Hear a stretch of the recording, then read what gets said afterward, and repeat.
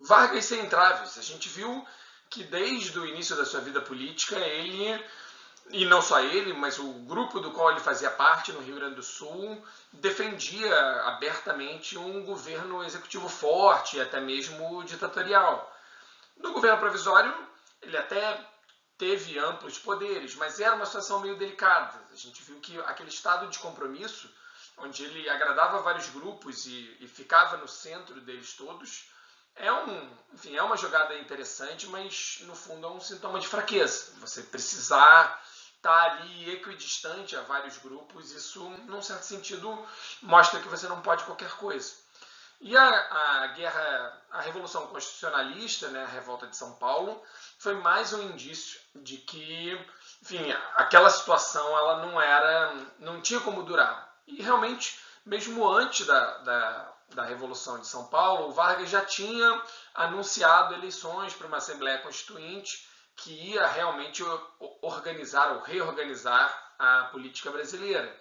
E, enfim, as coisas se dão nesse sentido.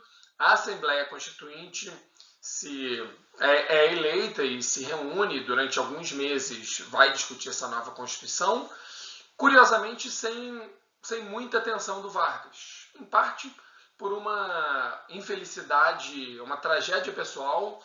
O Vargas sofre um acidente de carro, ele está voltando de Petrópolis, eu acho, alguma coisa assim, e desmorona uma pedra.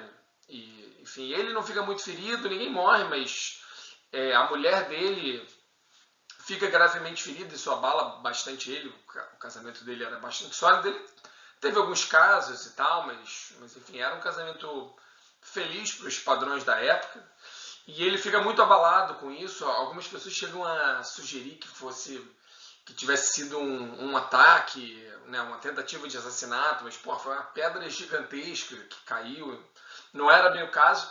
Mas o Vargas deixa meio de lado, ele não intervém diretamente na Assembleia Constituinte, talvez por saber que não tinha muito o que fazer.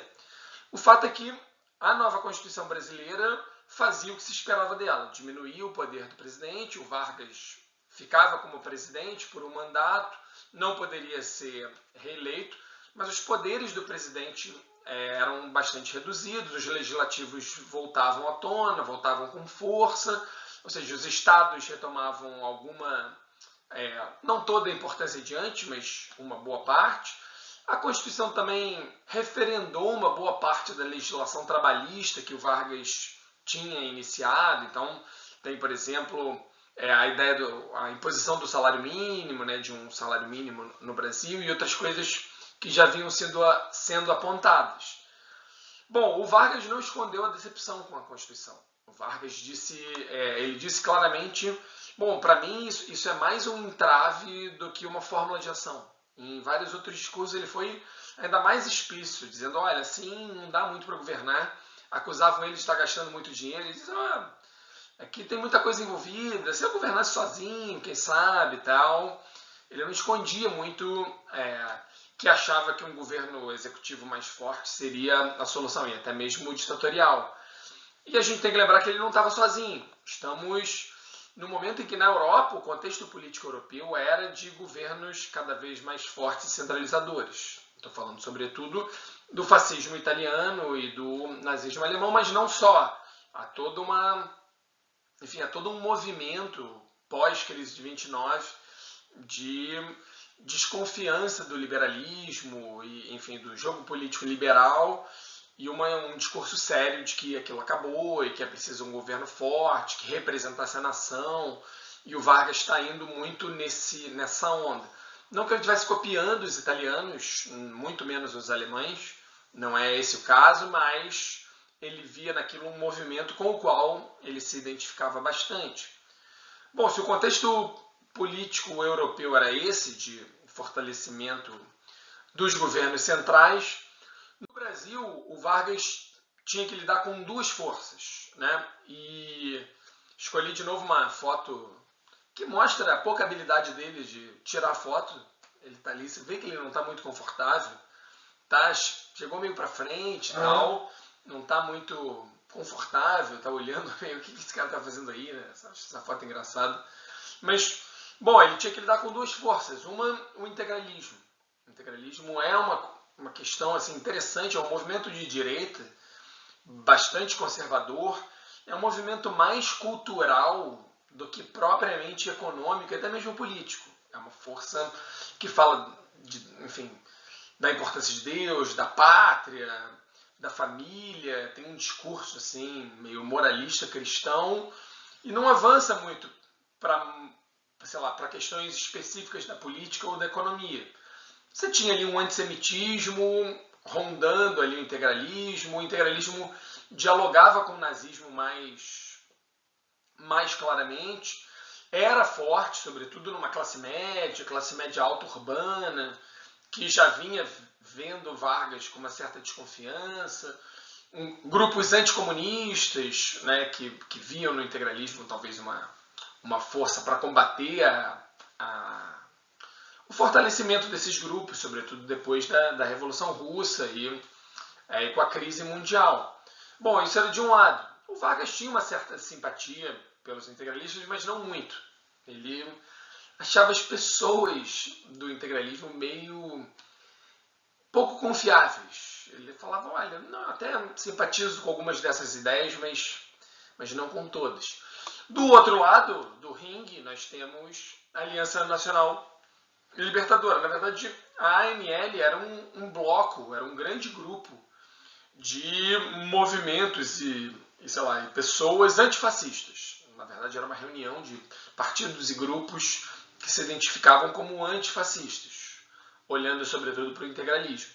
A principal força, sem dúvida nenhuma, era o PCB, ligado diretamente à União Soviética. Nesse momento, a União Soviética estava muito atenta ali, já pensando, enfim, tinha o Prestes, que era um contato direto com a União Soviética, e ela estava ali por detrás, enfim, ajudando com inteligência, até mesmo com financiamento, enfim, estava pronta para ajudar. O Vargas olhava a ANL com muito pouca simpatia.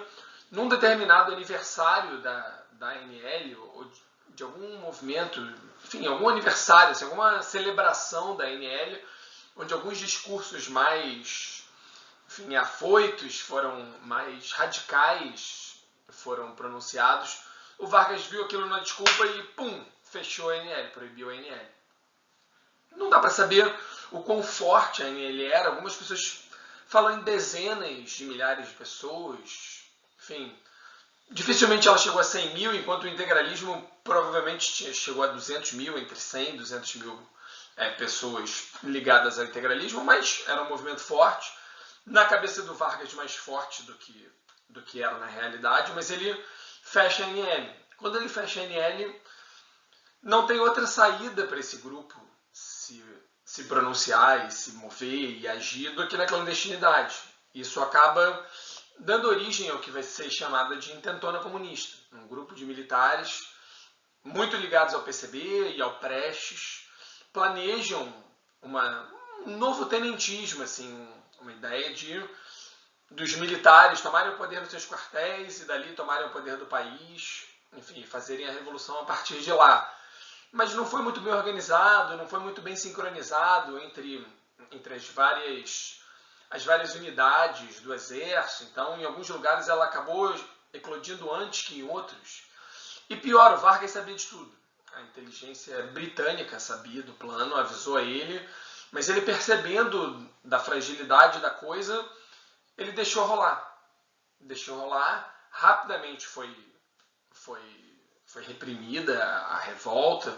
Em alguns lugares demorou alguns dias, em outros algumas horas. Mas não só ele conseguiu reprimir rapidamente, como mais importante do que isso, usou isso como desculpa para prender uma série de pessoas, para, enfim, tirar direitos políticos de outras, para dar uma limpada no exército, de oficiais em quem ele não confiava.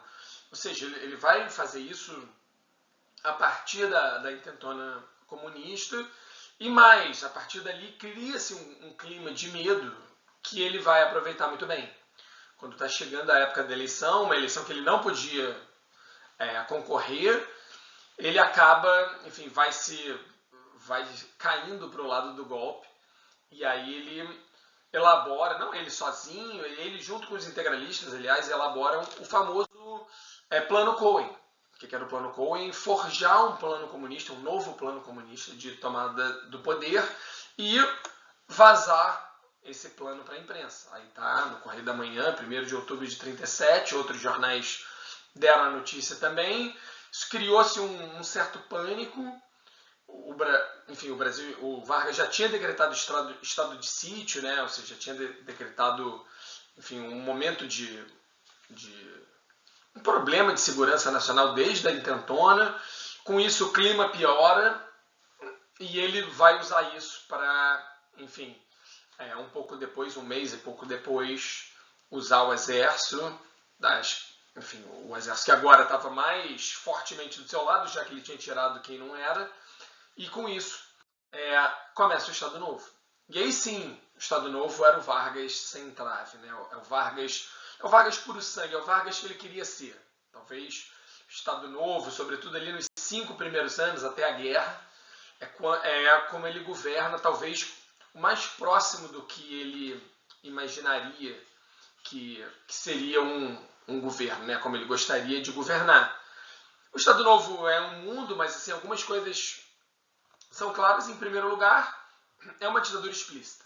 Ou seja, ele não tem vergonha de dizer que é uma ditadura, muito pelo contrário, ele defende a ideia de que esse é sim o caminho que o Brasil precisa para se desenvolver.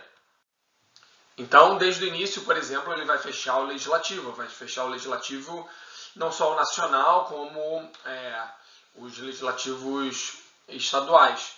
Ele até tem um plano lá na Constituição, ele faz uma Constituição que estava pronta antes do golpe, que foi chamada de polaca, porque tinha uma certa influência da Constituição da Polônia, enfim, tinha uma certa forma de falar mal da Constituição, né? Polaca era uma expressão que se usava muito para prostitutas no Brasil, então era um jeito também de criticar a Constituição, mas ela acabou caindo na boca do povo esse nome. Mas a Constituição previa um parlamento que teriam representantes dos grupos sociais, das classes trabalhadoras e de vários grupos profissionais, mas nunca saiu do papel, porque no fundo o que ele queria mesmo era governar sozinho, era um executivo forte. O outro ponto muito importante ao longo do Estado Novo é o desenvolvimento econômico, sobretudo a industrialização.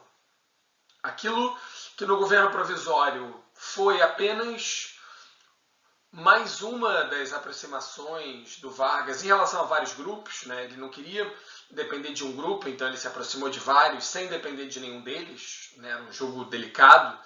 Aqui ele percebe, sobretudo com a aproximação da guerra, que a industrialização é um caminho importante e não dá para escapar. E aí ele vai investir sim pesadamente na industrialização, não só abrindo linhas de crédito para a industrialização, abrindo empresas estatais. Você tem, uma série de indústrias e empresas, de uma maneira geral, voltadas para a industrialização siderúrgica, energia elétrica, que pudesse fornecer e explorar, não, e incentivar, né, e fazer a indústria prosperar. Então, uma marca importante do Estado Novo é esse desenvolvimento econômico e industrial, uma coisa que não tinha acontecido ainda. Bom, além disso, outro marco importante do Estado Novo é a propaganda. A propaganda estava lá, sobretudo organizada pelo DIP, né, o Departamento de Imprensa e Propaganda, que vai, abrir, jogar os seus tentáculos para todos os lados. O DIP vai agir sobre livros, sobre rádio, sobre canções, sobre educação, sobre material didático, e com um plano, digamos assim, mais ou menos bem elaborado. Por um lado, você tinha o culto à personalidade do Vargas, então havia uma necessidade do Vargas estar em todo lugar, das imagens do Vargas, elogios constantes ao Vargas, até características, digamos assim, que não seriam, a princípio, para serem elogiadas, viravam elogio, como o fato do tamanho dele, né? O Vargas era um cara baixinho, mas aí criava-se slogans e refrões do o adorável baixinho e tal, como se fosse uma coisa meio carinhosa. O sorriso do Vargas, o largo sorriso do Vargas. Ao mesmo tempo, a propaganda vai cair muito na coisa do nacionalismo, de como é preciso pensar no Brasil, como é preciso pensar na nação, como o Vargas representa os interesses da nação, é ele que sabe guiar essa nação para o melhor caminho, para o caminho do desenvolvimento.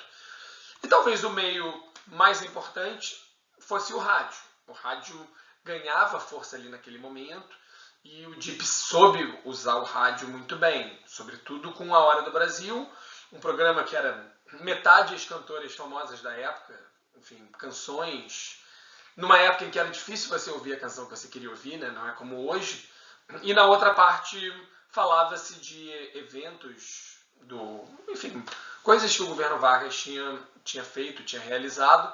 A partir de um determinado momento, o próprio ministro do Trabalho ia lá falar uma vez por semana, ou mais ou menos isso, e prestar contas do seu governo para os trabalhadores, o que é maravilhoso, né? Imagina, antes na República Velha dizia-se, né, que os governos encaravam a questão trabalhista como uma questão de polícia. Porra, agora o ministro do Trabalho vai lá, entra dentro da caixinha do rádio e dá satisfação sobre isso. É uma virada bastante importante. Bom, e o último traço do Estado Novo é o populismo. Se houve populismo em algum momento, assim, esse é o momento do populismo do Vargas. E a palavra populismo, ela virou muitas coisas. E quando vira muitas coisas, não é coisa nenhuma.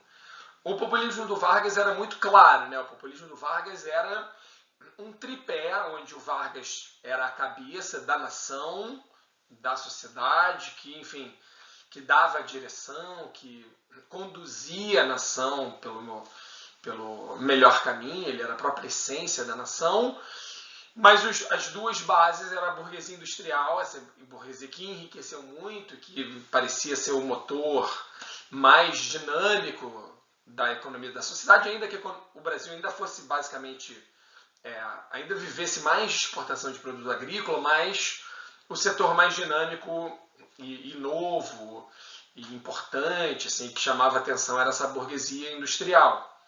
Então, esse era um tripé, o Vargas deu muita atenção a esse grupo, o que não significa dizer que ele tenha fechado a porta para investimento estrangeiro, de jeito nenhum, né? O nacionalismo do Vargas nunca chegou a esse ponto.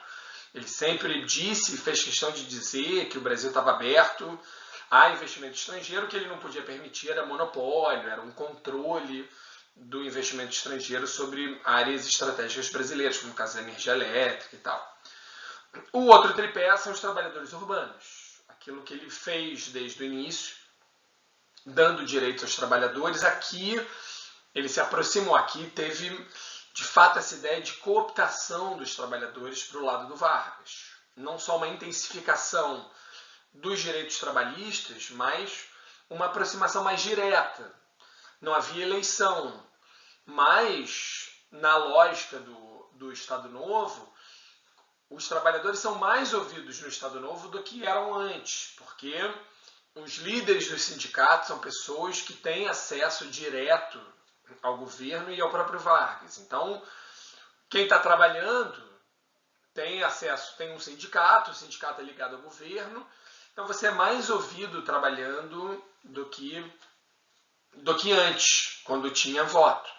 Então há todo um discurso, né, e o DIP vai bater muito nisso, né, na importância do trabalho, no fim da malandragem, porque o trabalho, no fundo, é o jeito de você ser um cidadão. A cidadania passava pelo trabalho. Mas isso não era só uma doação do trabalhador, ele também recebia com isso, né? Recebia direitos, recebia aumentos. Então, no dia do trabalho, a partir de um determinado momento, o Vargas fazia questão de anunciar um novo aumento do salário mínimo, ou a chegada de algum direito, ou ampliação de algum direito.